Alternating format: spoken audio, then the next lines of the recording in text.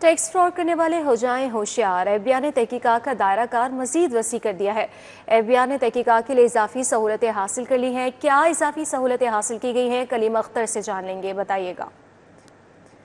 जी बिल्कुल, federal board of revenue की जानिब से ऐसे तमाम अनासर जो कि टैक्स फ्रॉड के अंदर मुलव्वस हैं उनके खिलाफ तहकीकात के लिए दायरा कार मजीद वसी कर दिया गया है और इस हवाले से तमाम तर जो सहूलियात हैं वो भी हासिल कर ली जा चुकी हैं। ज़रा की जानिब से बताया गया है कि एफबीआई की जानिब से न सिर्फ ऐसी तमाम कंपनियां जो कि इंटरनेट या इसके अलावा जो मोबाइल सर्विस है वो फ्राहम करती हैं उनसे डाटा हासिल किया जा सकेगा, बल्कि इसके अलावा उनसे डाटा हासिल करने के बाद ऐसे तमाम अनासर की निशानदेही भी की जाएगी जो कि टैक्स फ्रॉड के अंदर मुलव्वस हैं। इस हवाले से अगर तफसीली आपको बताएं तो ये बताया गया है कि जो एफबीआर है वो बाकायदा तौर पर न सिर्फ इंटरनेट बल्कि टेलीकॉम कंपनियां समेत पीटीए से भी जो डाटा है वो हासिल किया जा सकेगा, जबकि इनसे डाटा हासिल करने के बाद उन तमाम तरह अनासर की बासानी निशानदेही भी की जा सकेगी। जबकि इजराइल की जानिब से ये भी बताया गया है कि जो टैक्स फ्रॉड है उसकी तहकीकात मजीद जो जानबदार और इसके अलावा जो तहकीकात हैं वो मजीद मौसर करने के लिए जो ऑडिटर्स हैं उनकी खिदमात भी हासिल की जाएंगी और बाकायदा तौर पर उनकी मदद से भी जो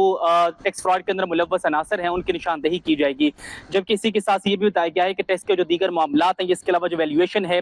उसमें माहिरीन की भी खिदमात हैं वो हासिल की जा सकेंगी और हासिल करने के बाद जो टैक्स अमूर में तहकीकात का दायरा कार है वो मजीद मौसर और जो वसी है वो किया जा सकेगा। इसी के साथ साथ ये भी बताया गया है कि डाटा एनालिसिस और इसी के साथ साथ जो ऑडिट्स के जरिए जो डाटे और इसके अलावा जो टैक्स फ्रॉड के अंदर मुलव्वस बड़े अनासर हैं उनकी निशानदेही करने के साथ मामलात हैं। जी ठीक है, बहुत शुक्रिया आपका कलीम अख्तर।